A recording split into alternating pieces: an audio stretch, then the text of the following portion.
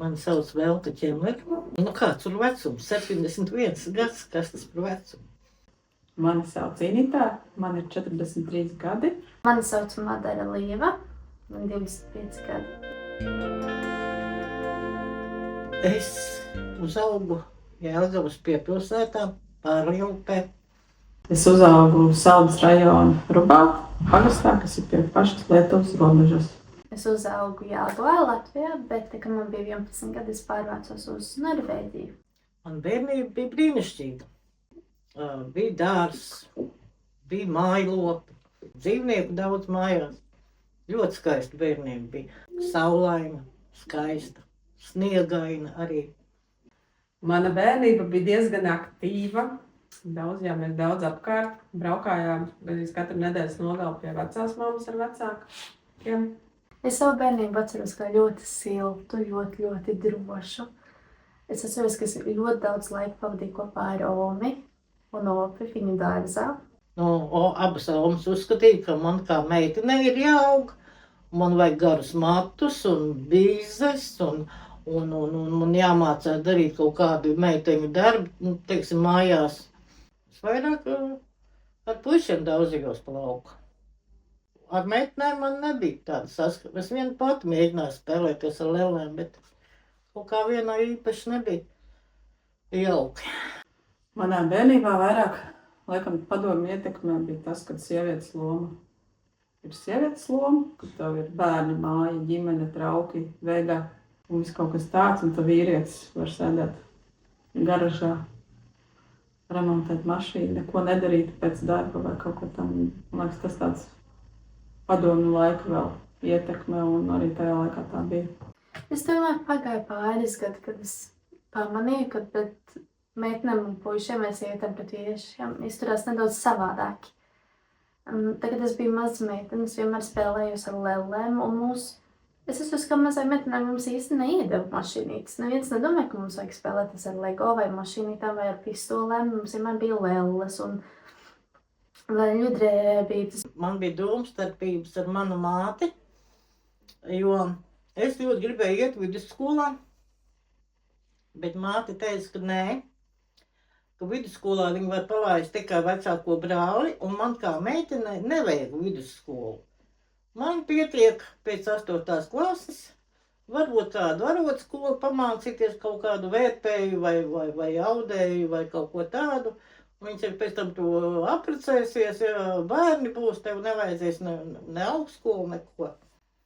Bet man izglāba tēvs, jo viņam šķiet, ka arī meitenēm jābūt ļoti gudrāk un izglītotām, un viņš man aizveda uz Rīgu, un es iestājos Rīgā mācīties. Māte tā varbūt vairāk man spieda, ka vajag mācīties to un kaut kādas praktiskās lietas, bet nē, tēvs teica, bērnība tev ir tikai tagad. Vairāk tev tādu gadu nebūs. Bet vispār es biju ļoti brīvsajos uzskatos, jo tēvs bija vainīgs pie tā, kad es lielākā mērā tomēr mājās tika audzināta kā princese. Kad uzreiz tā jāatcerās, tad liekas, ka nekas tāds īsti nav bijis un ka tā dzimuma atšķirības nav bijušas, bet, kad tā pievērš vairāk uzmanības un tā vairāk padomā, tad tomēr ir bijuši tādi vairāk stereotipi, kas tev ir jādara. Piemēram, ka tev vienmēr jābūt kārtīgai, kleitiņai tīrai, matiem sakārtotiem, māsa jāpieskata tev, vakariņas jāuztaisa tev. Kamēr brālis, piemēram, skraida apkārt ar puišiem, tev jāuztaisa piena zupa, piemēram, jāizvāra. Jā, sabiedrībā jau, ja tu esi meitene, tad tev jādara visi tie darbi, kas liekas, kas ir sieviešu darbi. Ēst, gatavot, māju savākt, veļu izmazgāt, savākt, salikt pa skapjiem atvilktēm, gludināt, šūt caurumus vai kaut ko tam līdzīgu. Un to jau tas tāds sabiedrības spiediens. Un, ja tu kaut ko gribi labāk malku krāmēt, nevis veļu mazgāt, tad liekas, ka tas nav kaut kas kārtībā. Bet man liekas, vislielāko atšķirību es pamanīju tad, kad mēs pārvācāmies uz Norvēģiju. Un tā sistēma, kas mums bija šeit Latvijā, ar visiem pieaugušiem ar Opi, un kad tas viss pazuda un mēs dzīvojām tikai mēs 5, tajā laikā 4 vēlāk parādījām, piedzima mans mazais brālis, tad es pamanīju to vislielāko atšķirību, cik ļoti daudz tās atbildības tika arī uzlikts man. Man vajadzēja arī pavadīt brāli uz skolu, viņam aiziet pakaļ, pagaidīt pie durvīm, palīdzēt mammai atcerēties par dažādām lietām, vai palīdzēt mammai braukt līdz uz veikalu. Bija jāmācās darīt visādi meiteņu darbi, un bija arī kūtī jāstrādā ļoti daudz, un brāļi bija daudz brīvāk. Brāļi varēja muzicēt. Jo mamma strādāja, un mamma bija uzdevums izmazgāt visu ģimenes veļu. Un tur gan, man liekas, ka neviens īsti nepalīdzēja, jo tas bija tā kā, tu taču esi meitene, tu to var izdarīt. Kad mazā māsa piedzima, varbūt tad bija vairāk jāpalīdz mammai ģimenē, kad kaut kādās ka mammai sestdienas bija jāstrādā, un mazā māsa bija maza, un sestdienās bija siltais ūdens visu dienu mums pagastā. Es atceros, ka man pirmā reize bija pašai jāsaskrūvē sava kumoda. Un es biju nopirkusi kumodu, un es sapratu, ka es neesmu nekad savā dzīvē rokā turējusi skrūvgriezni vai āmuri, jo tās lietas parasti man teica darīt manā vietā, vai mani brāļi. Es esmu vecākā no 3 bērniem, un man ir 2 jaunāki brāļi, un tētis vienmēr ar viņiem kaut ko būvēja, skrūvēja, viņiem mācīja, un es sēdēju pēkšņi vienu pati savā dzīvoklī, un sapratu, ka vai man nekad dzīvē nav piederējis skrūvgriezis, un es aizgāju vienu pati uz veikalu, nopirku skrūvgriezni, un caur YouTube video mēģināju to kumodi saskrūvēt. Agrāk, es nezinu, vai to, man liekas, pārsvarā sievietēm teica,